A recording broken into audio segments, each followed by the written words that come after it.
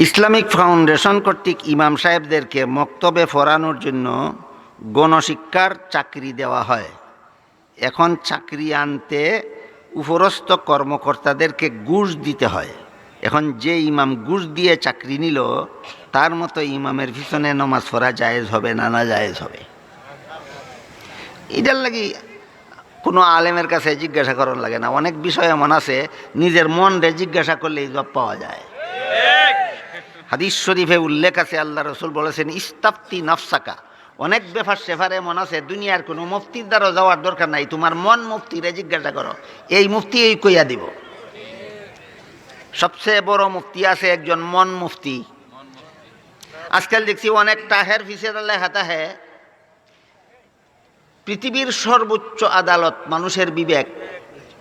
সত্য কথা, সর্বোচ্চ আদালত মানুষের বিবেক, কথাটা ঠিক, কিন্তু সাথে আরেকটা কথা, আরেকটা সত্য কথা লাগাইয়ালে হন দরকার যে এই আদালতের দরজায় তালা মারা।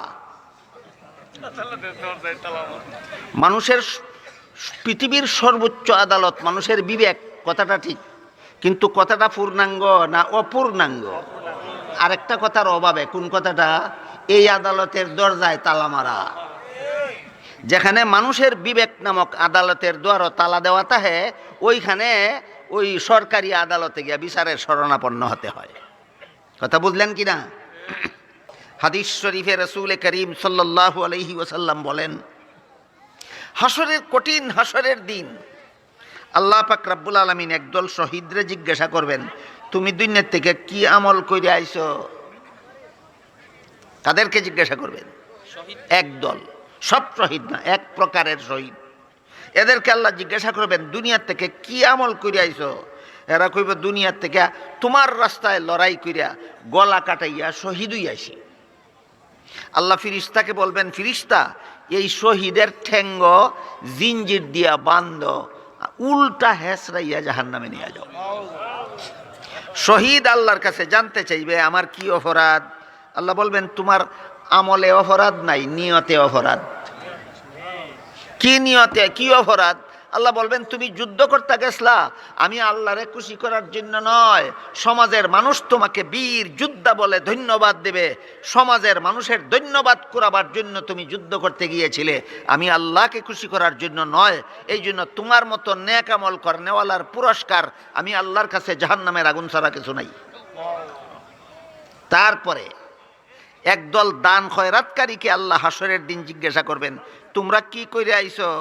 সব দান খয়রাতকারী না একদল? এরা কইবে, আল্লাহ বড় কষ্ট করে ধন সম্পদ উপার্জন করছিলাম, তোমার রাস্তায় দান করে দিছিলাম। আমলটা কেমন? নেক আমল। আমলটা কেমন? নেক আমল। আল্লাহ ফিরিস্তাকে বলবেন, এই দানবীরের ঠেঙ্গ জিঞ্জির দিয়ে বান্ধ, উল্টা হেসরাইয়া জাহান্নামে নিয়ে যাও। দানবীর জানতে চাইবে আল্লাহর কাছে অপরাধ কি? আল্লাহ বলবেন, আমলটা ভালোই করছো, নেক আমল করছো, নিয়ত সহিনা। কেন? তোমার উদ্দেশ্য ছিল মানুষ তোমাকে মারহাবা ধন্যবাদ বলবে। নিয়ত যদি আমার মারহাবা ধন্যবাদ পাওয়ার না থাকে, তাইলে হাজার মানুষে মারহাবা ধন্যবাদ দিলেও আমার কিছু আসে যায় না। কাজেই মারহাবা ধন্যবাদ দেওয়া দোষ না, মারহাবা ধন্যবাদ পাওয়ার উদ্দেশ্য করা দোষ। একটু পার্থক্য আছে, শিখন কথা আছে, বুঝন দরকার। দানকারীরে মারহাবা ধন্যবাদ দিলে দোষ না মারহাবা ধন্যবাদ পাওয়ার আশা করা দোষ? হে যদি মারহাবা ধন্যবাদ পাওয়ার আশা না করে, আপনারা সকলে মিললে মারহাবা কইলেও কোনো আসে যায় না। বুঝে আসছে আপনাদের? বুঝে থাকলে বলেন তো, মারহাবা ধন্যবাদ পাওয়া দোষ না পাওয়ার নিয়ত করা দোষ?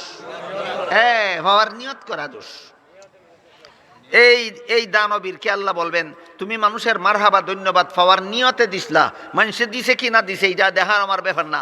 তোমার মতো দানবীরের পুরস্কার আমি আল্লাহর কাছে জাহান্নামের আগুন ছাড়া কিছু নাই। তারপরে আল্লাহ রসুল বলেন, একদল আলেমকে আল্লাহ হাসরের মাঠে জিজ্ঞাসা করবেন, তোমরা কি আমল করে আইছো? এরা বলবে, আল্লাহ তোমার বান্দারে তোমার কথা শুনাইছি, তোমার পথে ডাকছি সারা জীবন। বলেন তো, আল্লাহর বান্দারে আল্লাহর কথা শোনানি, আল্লাহর পথে ডাকা কি আমল? নেক আমল। আল্লাহ ফিরিস্তাকে বলবেন এই আলেমের পায়ে জিঞ্জির দিয়া বান্ধ আর উল্টা হেসরাইয়া জাহান্নামে নিয়ে যাও। আলেম জানতে চাইবে আল্লাহর কাছে আমার কি অপরাধ? আল্লাহ বলবেন তোমার আমল ভালো, নিয়ত বালা না। কি বালা, কি বালা না? আমল বালা, নিয়ত বালা না। আমার নিয়ত কি হইছে? তুমি মানুষের আমার কথা শোনাইছো, আমার পথে ডাকছো, আমি আল্লাহকে খুশি করার নিয়তে নয়, মানুষকে তোমার বক্ত বানাইয়া তুমি সমাজে জনপ্রিয় হওয়ার নিয়তে তুমি বক্তৃতা দিছো। তোমার মতো আলেমের পুরস্কার আমি আল্লাহর কাছে জাহান্নামের আগুন ছাড়া কিছু নাই। হাদিস বুঝে থাকলে বলুন, একদল শহীদ গেল জাহান্নামে, একদল দানবীর গেল জাহান্নামে, একদল আলেম গেল জাহান্নামে। বলতে পারেন নেকামলের অভাবে না সহিনিয়তের অভাবে? মুসলমান এত বড় বিপদে পড়ে কেন? এগুলো প্রশ্নের জবাবটা দিয়ে এক হাদিসে উল্লেখ আছে, রাসূল করিম সাল্লাল্লাহু আলাইহি ওয়াসাল্লাম বলেন, আখিরি জমানায় আমার মুসলমান উম্মতের উপরে এমন একটা দুর্দিন আসবে, যে দুর্দিনে আবর্জনা প্রবাহিত পানির মধ্যে ফেললে যেমন দাঁড়াইয়া থাকতে পারে না, পানির স্রোত বাসাইয়া নিয়ে যায়, ঠিক তেমনিভাবে আমার মুসলমান উম্মত বেদিন কাফিরের দাপটে, আক্রমণে, হামলায় অস্তিত্ব টিকাতে পারবে না, বেসে যাবে। সাহাবায়ে কেরাম জিজ্ঞেস করেন, সেই যুগে, এই দুর্দিনের যুগের মুসলমানেরা কি দুনিয়াতে সংখ্যায় কম হবে? রাসূল বলেন, না, তোমাদের চেয়ে বহুগুণ বেশি হবে। সাহাবায়ে কেরাম জিজ্ঞাসা করলেন, যে যুগে আমাদের চেয়ে এত বেশি মুসলমান দুনিয়াতে থাকবে, সেই দুনিয়ার মুসলমান এত বড় বিপদগ্রস্ত হবে কেন? আল্লাহ রসুল যা জবাব দিছিলেন, জবাবের সারমর্ম হইল দুই কারণে। দুনিয়ার মুসলমানের মধ্যে যখন দুইটা অপরাধ দেখা দিব, তখন বেদিন কাফিরে এইভাবে পিটাইয়া দেশান্তর করব এবং হত্যা করব। বুঝে থাকলে বলেন, বিনা অপরাধে না মুসলমানদের দুই অপরাধে? এক নম্বর, যখন মুসলমান দুনিয়ার লুবে ফিরা আখেরাতের আমল ছেড়ে দিব। এই যুগের মুসলমানেরা দুনিয়ার লুবে ফিরে আখেরাতের আমল ছেড়ে দিব।